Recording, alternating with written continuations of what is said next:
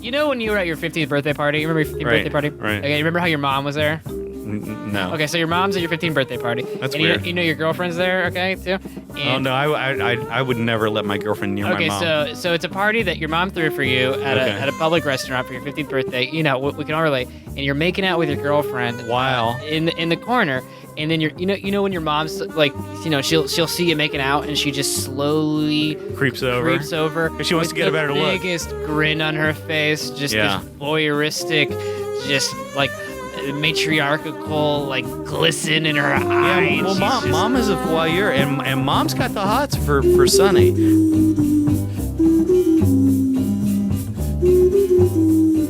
Welcome to the Grande Bouffe.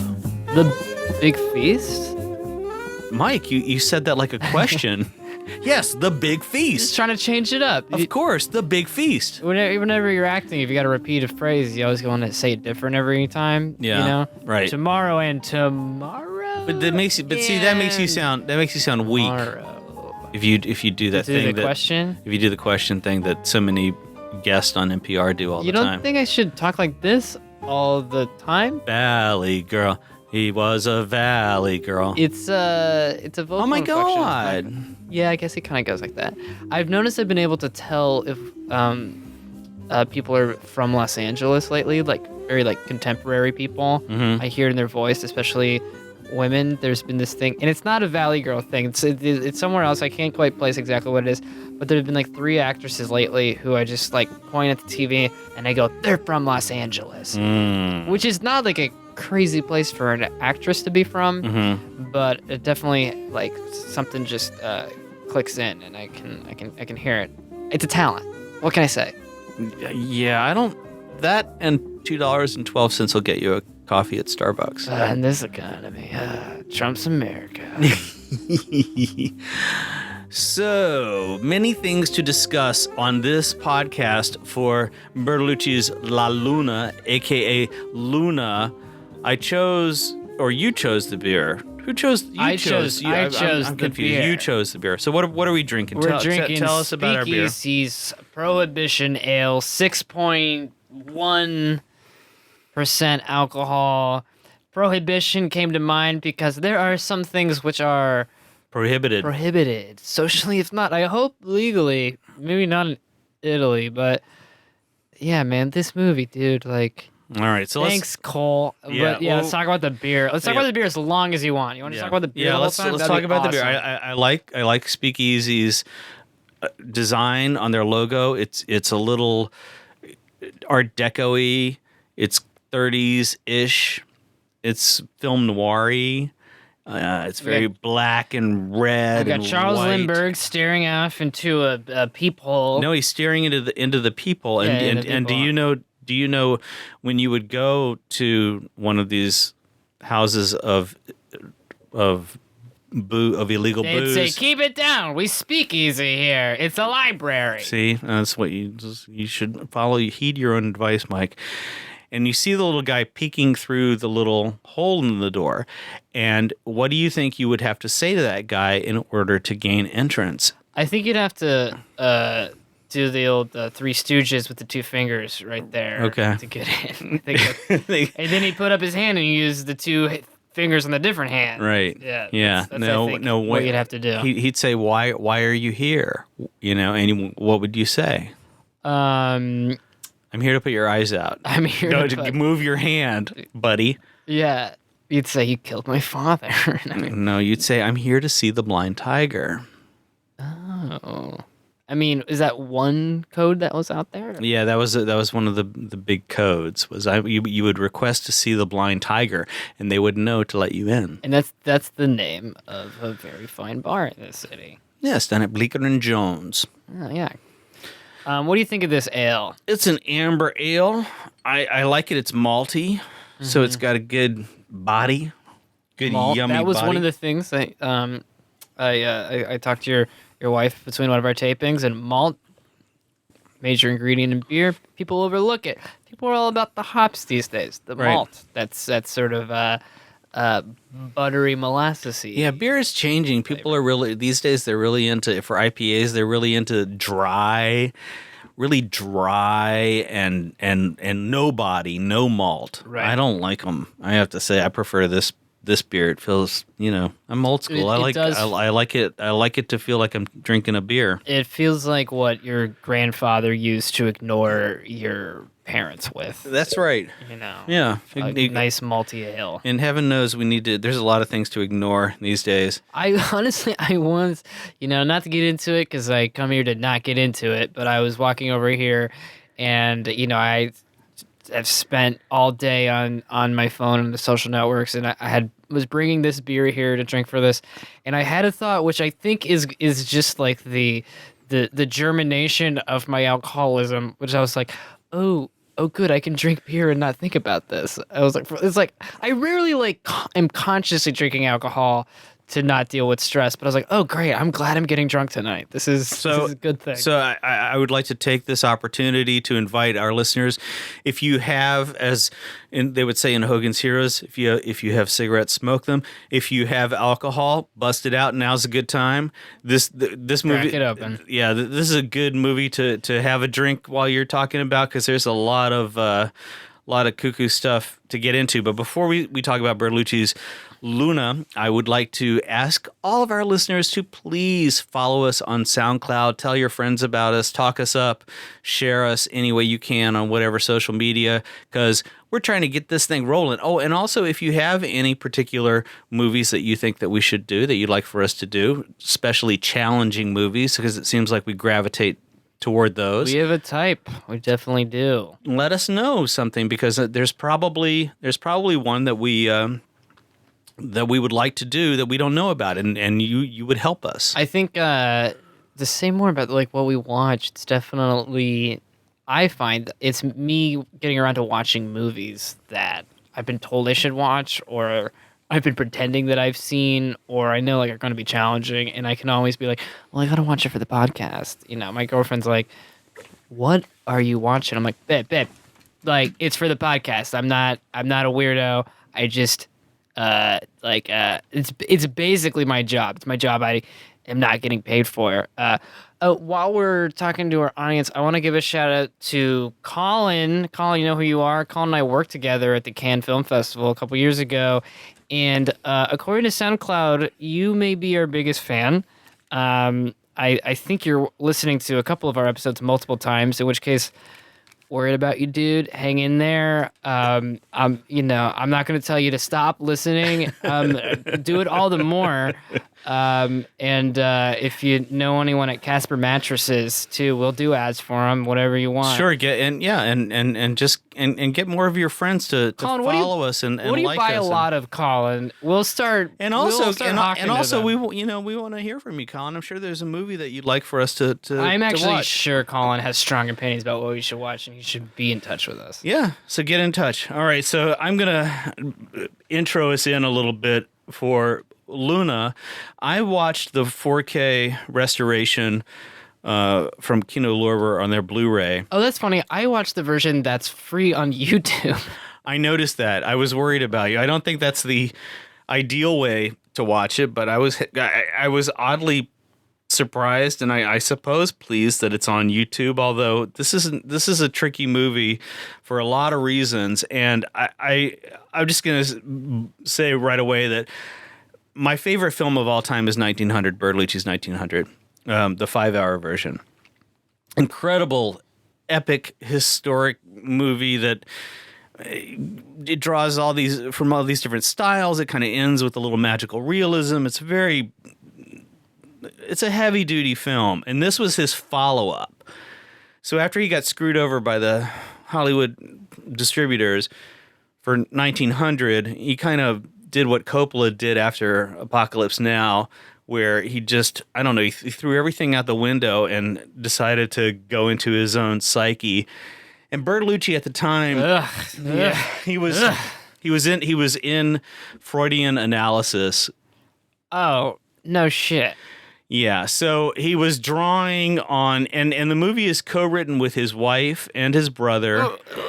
And I believe Franco Arcali is the other co-writer on it, who also worked on 1900. So when there's a lot of people who I guess you would say should know better, and keep going. yeah. So I was a little disturbed. We'll get into the story a little bit. Especially when we can talk around it for a while. No, we're not gonna talk around it. We're gonna get right down to brass tacks. But I just want to say that it starts out and there's this American family. They live in New York. The son, the mother, the father. Fred Gwynne of Munsters fame plays the dad, and oh shit, they brought him on the cast because by the time they shot those scenes that are at the beginning of the film, they shot them at the end of the film. And the kid had Matthew Barry. This was his first outing, and we're going to talk a lot about Matthew Barry. He had grown 4 inches, so they had to get an actor who was really tall, and that's why Fred Gwynne got the role. But Fred Gwynne was the Frankenstein father. Yeah, on the Monsters. That's right. Yeah. And so he dies almost immediately. Is like one scene with him, and then he goes and gets in the car. And it seemed to me that he had a heart attack. Yeah. What was your take on his death? No, Mike? that was kind of what I thought. For a moment, I thought it might have been a drunk driving accident. But like the chronology of that sequence, we saw him drinking again, and then he crashed the car. But it didn't seem like he died from the impact. Yeah. So, but on the back of the Kino Lorber Blu-ray, it says that he committed suicide. Oh, what the fuck? After witnessing his father's suicide. Who writes these things? That's not right. He doesn't commit suicide. What? It's very misleading. Yeah, if you look at the... Oh my God, I didn't think that for a second. Yeah. So... Oh, he made The Last Emperor, Bertolucci? Yeah. What's going on, buddy? So, Jill Clayburgh is the mom, and obviously there's been a lot of controversy recently about Bertolucci exploiting actors and talking about Last Tango in Paris. And I think that... Why aren't we talking about this movie in that context? Yeah. Well, we have to... Well, first of all, how old is that actor, Matthew Barry? Yeah, I believe he was 15 or 16 at the time. Where did they film this? Right, they filmed it in Italy. Yeah, all right, that makes sense. And I have to say that I did my due diligence. I listened to the actors' commentary. Okay. I listened to Matthew Barry's commentary about the movie. I did, and best time of my life. And I also he did say that, yes. and I also listened to to the interview with Bertolucci, and so I'll bring up a few little choice bits out of that. Of course, the film... We should do that more. It did end up ruining Matthew Barry's career because he kind of fell in with this character, which... So they kept picking him up for the mom fucking roles. No, he I guess he Not he got a lot of adulation from this film. I mean, he does give a really good performance. He's good. He's good. And 15, yeah. But it all went to his head, and he totally screwed up his career, and he was blacklisted because everybody said so he was just a real he's a problem child, little punk, self-absorbed little divo. That's what happened. That's how that went. Could also see that coming from the actor that could deliver this role. Yeah, he's either an amazing actor or really good at playing a punk ass teenager. And so Matthew Barry did have a story about when he was having dinner with his parents and Bertolucci. Of course, the kid's parents insisted that they be allowed on the set, during the filming. I like how in Italy you have to insist upon that, and here it's the law, but in Italy it's like we'd kind of like to be there. Yeah, well, that was all good, but during this dinner, Bertolucci said something, I'm paraphrasing obviously, but something along the lines of, don't all boys sleep with their parents, with their moms, and it wasn't clear whether he meant sleeping with your mom or having sexual intercourse. Don't all American boys have sex with their mom? Well, even when you're to the point of ambiguity in that, you're already in deep water. Just to put it out there. What we have in the movie is we have we have a scene where mom jacks her teenage son off while he sucks her tit, and we have another scene, a couple of scenes really, where they're really making out. They're just really kissing. And she places his head right next to her. Right, and also I'm right. And crotch. that's the other scene. I'm glad you brought that up, Mike. Yes, where she tries to get him to go down on her. Which She is pushes really- pushes his head right into her crotch, and he wisely demurs. It's very close to being, in terms of the real world. I mean, maybe like this seems like a sex crime on tape, just Yeah. age wise. Yeah. So, what I'm getting at is, it seems to me that Bertolucci himself may have had incestuous relations with his own mother. I don't know that for a fact. I'm just saying, just based on his comment to the boy, and also the fact that he was really willing to pick his navel after over this. I'm not familiar with that phrase. With this incest issue, drawing on all of his Freudian psychoanalysis that he had been going through with the help of his wife and his brother. It's only. I'm tired already. It's only weirder to bring in that this was a family affair in its creation, not in terms of a screenplay, but also the inspiration seems to have been also. So this film has its defenders, but I have to say, I was not only disappointed, considering that it's the film that Bertolucci made after 1900, my favorite film of all time. But I was also really disappointed because I felt like so much of the movie is a pastiche where he's just drawing from all of these different things. He's putting in little stuff from his former movies. There's a bit where there's a piece of chewing gum under the railing, and that's the way that happens at the end of. That's a callback it's a homage to his own film. That's how you know when you're full of yourself. To Last Tango. And then he does this thing where they're driving around Parma, Italy, which is where 1900 was filmed, and they drive right through this giant barn structure that pretty much all of 1900 was filmed in this one area. So it's almost like he's trying to say, this movie where this kid fucks his mom is about me. Well, I don't know if it's that or if he's just so. He just still had the location permit for that barn. No, I think he's just so full of himself and his own references that he felt like that was clever stuff to put in the movie. And then there's the weird stuff where, he throws in.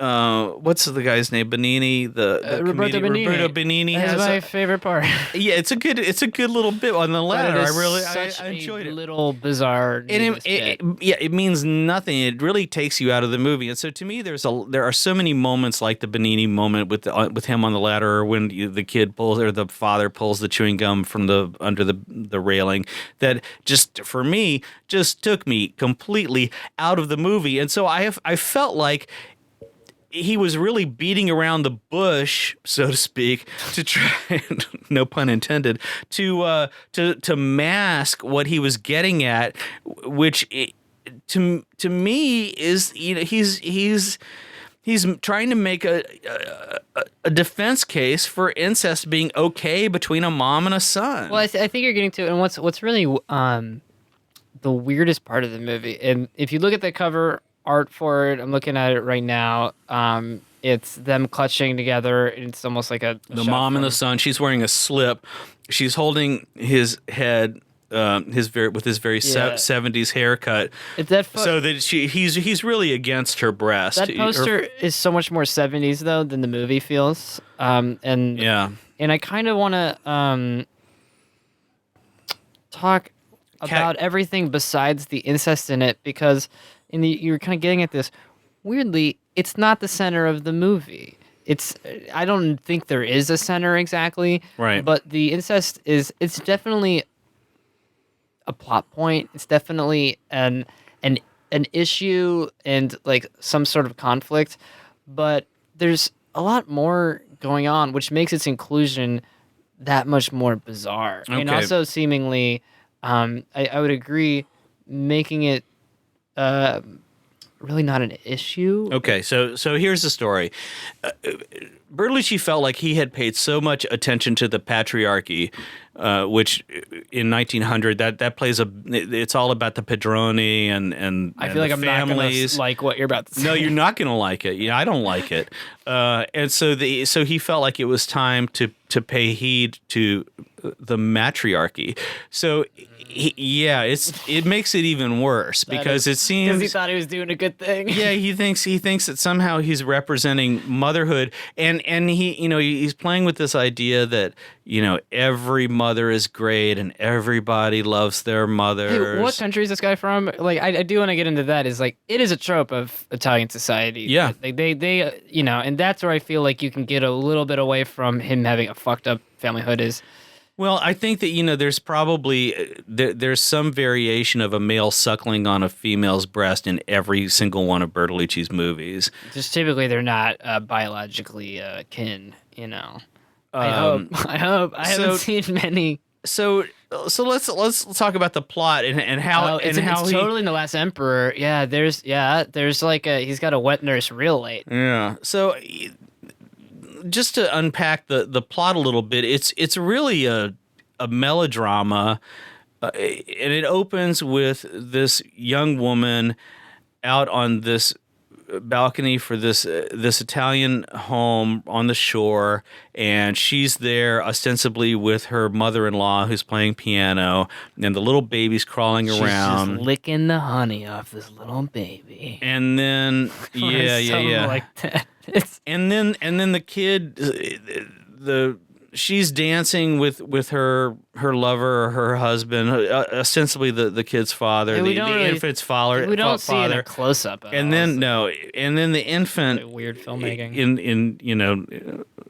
There's no hiding the Freudian aspect of the infant crawling from the table with the yarn, pulling the yarn with it, and then the mother-in-law picking the baby up. So there's your umbilical cord reference. It's very heavy-handed. It's the kind of metaphor where you're like, I hope that wasn't a metaphor, because that was. It's so literal, and just and that's what sets the tone for the film. So. It feels like a series of like weird dreams he remembered in analysis and wrote down, and then was like, it's a script. Let's just do this and that. So, yeah.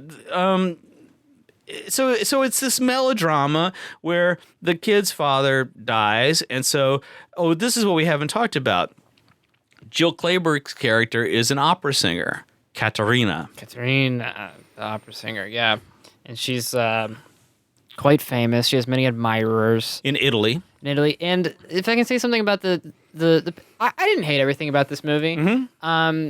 Stylistically, I thought it had some nice touches. I love the opera scenes with the water coming down the stairs. That's beautiful. Yeah, and the editing is quite interesting. Where, tell me if this is. I've seen a few Bertolucci films, but not recent enough to remember if this is his style. But we're leaping around chronologically in a way, and you sort of have to like piece together who's who and almost like what the conflict is in a way that feels intentional. But he winds up in Italy, and I don't believe we knew his mother was an opera singer. He's just hanging out in an opera after he's... Who, the kid? Yeah. No, the kid, the husband dies. She's on her way to go perform this opera. It had been established, though? We knew that? Okay. Yeah. Right, well, that was big. Yeah, and so that's what you get for watching on YouTube. My power went out last night. It was a whole thing. No. But okay, I mean there is a fair number of leaps though. And and let's get to really the big one is how quickly this kid becomes a junkie. His dad dies. He goes off to Italy with his mom, and this kid is free wheeling 70s style. He's got his Fiberflex skateboard.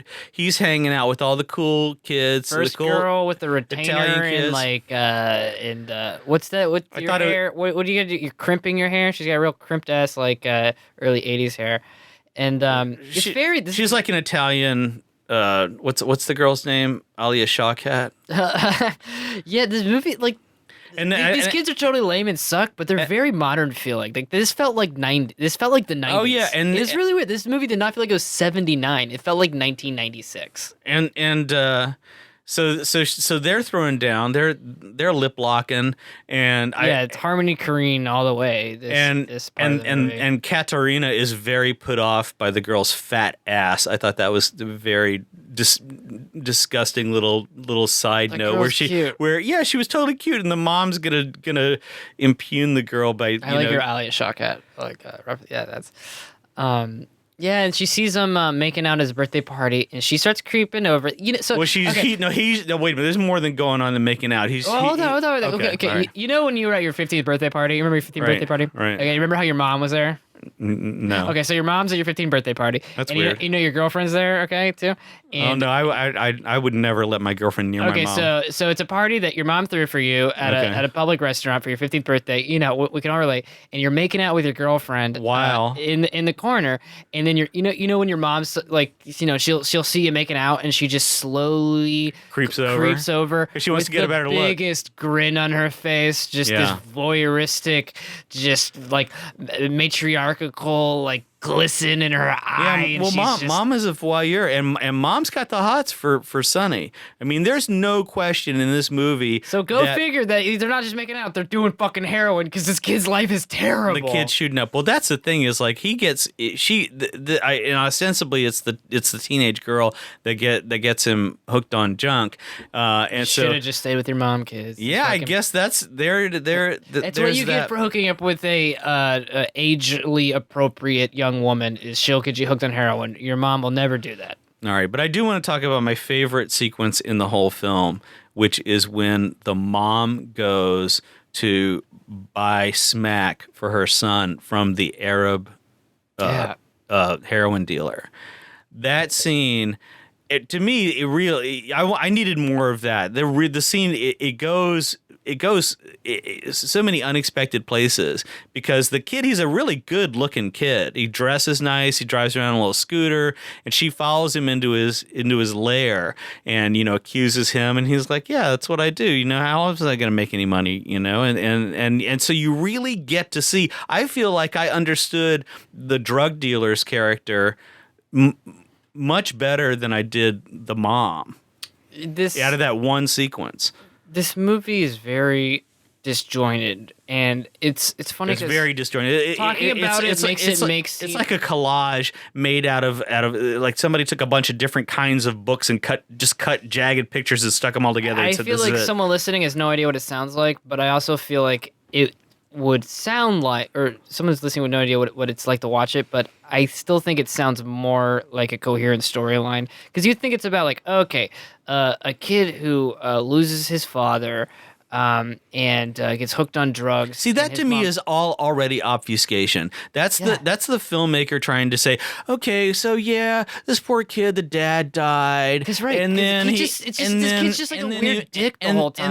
And then he moved to Italy with his rich, spoiled diva mom. Who's she like a borderline personality disorder. Like, oh, for sure. She's nuts as fuck. Yeah, and also I think she's just omnisexual. There's the scene where I don't know who, that's her assistant, where she takes the shower and she's naked and they're hugging and she's all wet and the assistant, like, you know what I mean? She comes out really of this. Weird, yeah. So I think the mom is just voracious.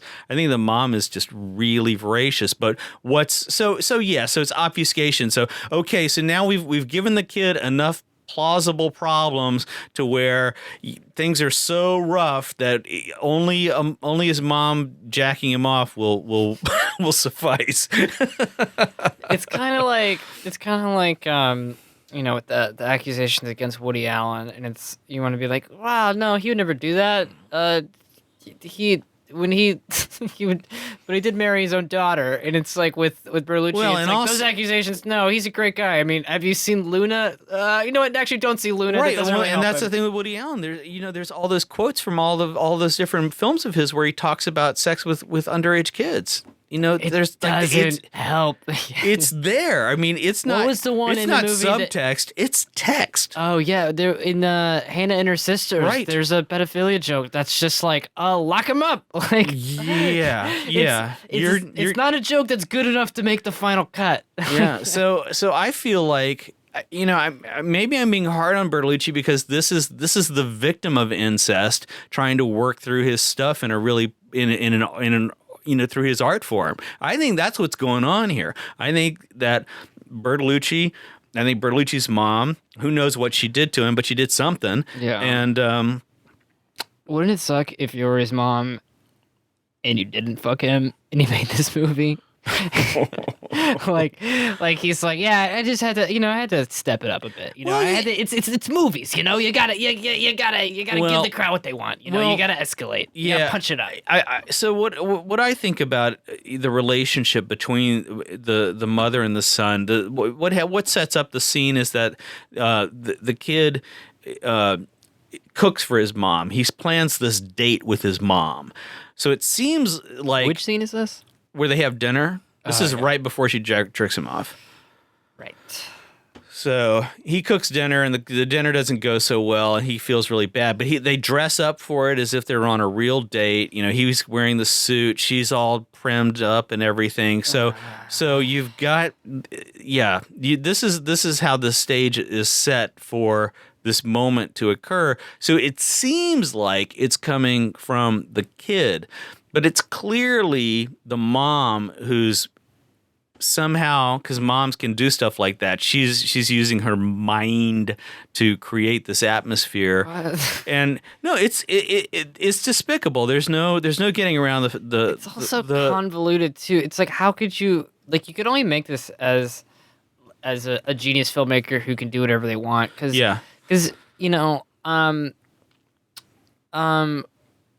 what's his name who made Spanking the Monkey? Who's gone on to make American Hustle, right? And I can't believe that you've seen Spanking the Monkey. We've never talked about that movie. I think I brought up Spanking the Monkey. It's David O. Russell, I believe. Yeah. Yeah. That's a great movie. I think this is his first movie, right? So that is a film about mother-son. Yes, it is. And it is about it, and it has opinions on it, and it really pushes your buttons and drives takes to the edge, and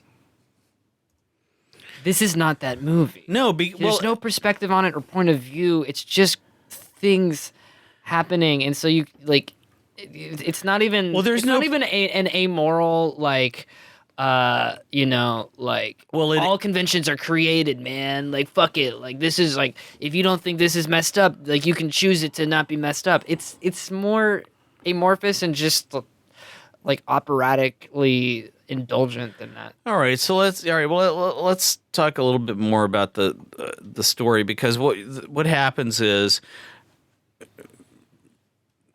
what's her name again?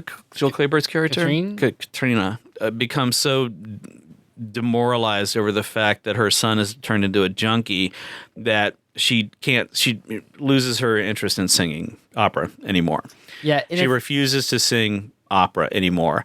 And and at one point it's just speaking it. So right. So the way that Bertolucci frames the moral of the story is Katerina puts her son in touch with his biological father through the most bizarre, dumping him out of a car. Doesn't make any sense.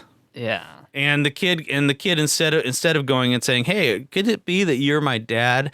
He plays off this whole weird thing about how, I knew your son and he OD'd on heroin. And I was shocked that the dad believed that. Yeah, well, who knows? And of course the dad's furious and kill the messenger. He sends the kid away, like, get out. Leave this house. And so the kid runs off. And what's the kid's name? It's driving me nuts now. Let me just find it real quick. Joe. Which I hate. Yeah. I hate. That's a terrible name for a protagonist. This kid. His name wouldn't be Joe. It's a pretty featureless name. Yeah, Joe. Joe Silveri is their He's last Joe. name. He's the common man. He's all of us. He's all of us can relate and project into Joe. All of us has fucked our moms and sucked on their titties and been jerked off like one afternoon because you tried. Anyone can you project. It is your life. All of us can relate. And it's like, back that. Yeah, see, yeah, you hit on a very interesting point. Is who's the protagonist? Is it the mom or is it the son? And that there's all that. I think it's Roberto Benigni and his 45 seconds of screen time on the ladder. I wish that were true, and I wish that he had 45 seconds because I think it's more. I think it's more like 10. It's really short. So yes, all right. So then the we have to talk about the ending of the film, and this is how Bertolucci, paying homage to the matriarchy, because whoops. Sorry about that microphone. He's using this Luna imagery to represent femaleness, and yeah, it's insufferable. I agree. And so at the end, she's performing at this outdoor amphitheater, and now that she's just made out with her son 5 minutes ago, underneath the boardwalk. But they did it secretly. They have a little secret now. They'll do it underneath the veil. It's their little secret. They'll make out under. And now the biological father has somehow, using brainwaves, he has figured out that the kid is really his son, and so he she goes, he's not dead. He's over there. Yeah, he shows up. He's there. So now the kid's there with the dad. The dad walks over to the kid and slaps him. Yeah, there's basically no dialogue at this point. And so then you're like, oh, I guess this movie is about him just need to be in touch with his biological dad. And it's like, that's what, like, his dad died and he gets to find, but there's the punishment. He gets punished. Oh, it's almost as if somehow the dad knew, hey, you've been touching mommy in the dirty place, slap. Right. Yeah. It's so psychoanalytic. Like in the absence of the father, the son will try to have sex with the mother, and a father figure needs to come in and to say that the vagina is his. Is his. It's for birth, and that the labial moon is there. That's right. The labial moon. I like it. So she finds her voice. Katerina, at the end of the movie, she finds her voice and she sings full-throated into the camera, and scene.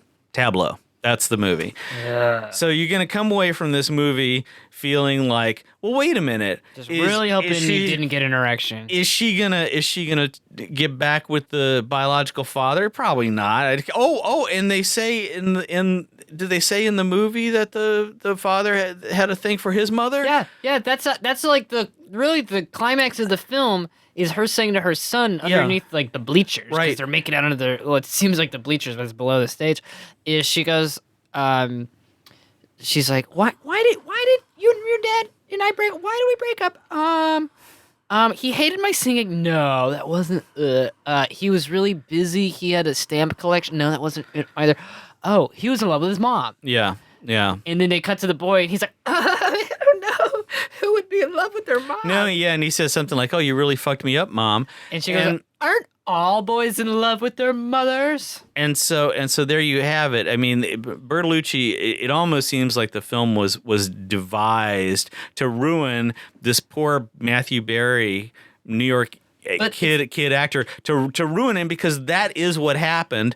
And so, whatever you think about, is it sexploitation? I say it is sexploitation. I think it's sexploitation that comes from his own sexual experience and his own screwed up, who knows who he was doing psychoanalysis with in the 70s, but his shrink, for whatever part he played in this bastardization of his story.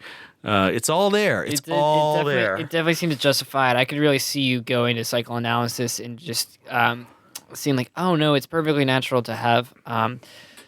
It's like I'm sure there's things to like an Oedipal complex, and I think that there's repressed like animalistic things that we don't want to deal with. But that is a different thing than justifying sexual abuse and incest. Well, if you conflate those things, I think that's actually a very dangerous and caustic thing. Well, yeah, and I was thinking about, taboo subjects, like cannibalism and stuff, and thinking about how, how filmmakers deal with cannibalism. Right. It's a whole thing. It's like taboo subjects. And I think that what happened here is Bertolucci got in way over his head. I feel like this is a filmmaker who is at the bottom of a 50-foot lake, and he the snorkel doesn't reach. Just let's talk about like the version of this movie that's like political satire or social satire. Okay. Where like the Grande Bouffe is like a good example, because you're like, oh, the aristocracy, they're so self-indulgent that they just eat until they're fat. Well, okay, so that's the reality level. Let's take it to the extreme. These aristocrats eat until they get so fat that they fucking die. They explode from eating. Take it to the next level. Yeah. Oh, like Italian men, they're so in love with their mother. Like, well, let's do one who's like the epitome of like a troubled Italian youth, and he's not just in love with his mother, but they're having sex with each other. I don't think that it's making a commentary like that. It's not taking it like ad absurdum. It's taking the absurd and being like, you guys are like this too, right? Yeah, it's cool, right? It's normalizing. It's normalizing. It's totally normalizing. Ooh, because that's very contemporary. And also think about it. She exploits the kid.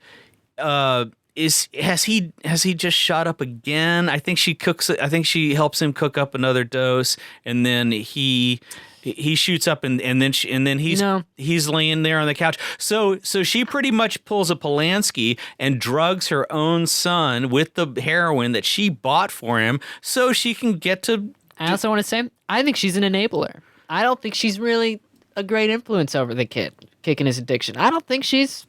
No. I don't think she's got his best interests at heart. This is what I'm saying is I think it was a ploy, whether it was a conscious ploy or not, I don't know, but I think the whole going out and scoring smack for the kid was a ploy, because she figured, well, this way, and you see when she gives him the smack, all of a sudden it's mama's little boy. He can't say thank you enough. He is really, really excited that mom's on his team, and that's how she manipulates him to and then she takes advantage of him while he's drugged to play with his pee-pee.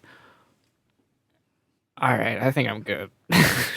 So I'm just putting it out there. I think it's Bertolucci's worst film that I've seen. It certainly is a failure as a dramatic piece of art, and I feel bad for Jill Clayburgh, because I really feel like she threw herself into the role. And I feel really bad about Matthew Berry, because this kid is a really talented actor, and so there's two actors that you can clock up that Bertolucci ruined. Maria Schneider, Last Tango in Paris, totally. What's Jill Clayburgh been up to? Screwed up.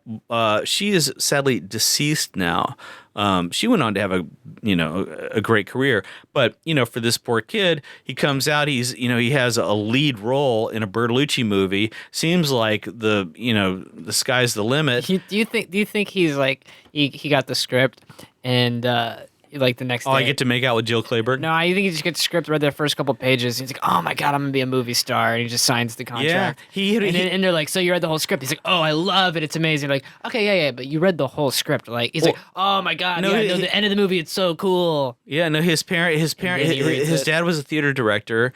And so he was like a little young New York actor who spent all of his time at his dad's theater and was taking classes and stuff. I mean, the kid's talented. He's hitting his marks pretty solid. So I feel bad for Matthew Berry, who any more things gleaned from his the commentary track? Just that he became a casting director. He's done casting directing on a lot of big movies. But time of his life. That was this was the time of his life, and because he didn't know how to handle it, he screwed it up for himself, and he couldn't. He was unhireable. Well, if you're trying to go to the movies and find something that defends Bertolucci and really tamps down your fear that he's a creepy guy who makes people do things that are exploitive, I'd say skip this one. Yeah, this movie is not going to make you think any better about Bertolucci, whether you thought highly of him before this or not. It'd be a different thing if it was like a great movie too, and you had to just like sit with the ambiguity, which seems to be people's thing with Last Tango. Is like, I mean, it's a really like interesting, powerful movie. It sucks that there's like a fucked up backstory and that people were hurt in the making of it. This is like. I mean, it's pretty indefensible. What the fuck is that movie? This one is the opera scenes were fascinating, but I even came away being like, you know what? It doesn't count if you film someone else's art and be like, look how beautiful and dramatic this is. You're just filming an opera. Of course, it's interesting. You didn't. Yeah, and see, and I found that whole opera setting to be really suspect because of course the Italians are all automatically they're gonna go for it. They're gonna go for the bait and say, oh, look how nice it is. Bertolucci is dealing with opera and praising the art form and la la la. But I think it was really just obfuscation so that he could get away with something. This movie just feels like it was all propped up so that Bertolucci could have the kid kissing the mom and lustfully kissing the mom and creating this lustful tension between the mother and the son. There's a way that he ropes in. There's kind of a yes all Italians thing to this movie that I think I would be a bit offended by. I think so too. Like if you were like did go with the hypothesis that like Italian men have an especially strong relationship with their mom, I think you do want to draw the line at and their moms jerk them all off. I don't think you'd all want to be like, oh yeah, plus Puccini is great. Yeah, some of the best things about Italian life. Oh boy, so I think I think that we should return to Bertolucci at some point this season, and I think if we do, it should be The Grim Reaper, La Commedia Secca, which is written by Paolo Pasolini, and it's Bertolucci's first film from 1962. So I'm just putting it out there. I don't know, if any of our listeners feel one way or another about another Bertolucci film that we should do. But I think The Grim Reaper might be a good one. It's his first film. As long as he wasn't in analysis yet, I'll watch it. Right. Good. Yeah, I agree. Well, thank you all for listening. Please do us a favor and share and like us on social media and get in touch with us and let us know if there's a certain film that you would like us to cover. Thanks, everybody. Like and follow us everywhere you can. iTunes, Stitcher, Facebook. Hit us up. Let us know what you want us to watch. Bon voyage.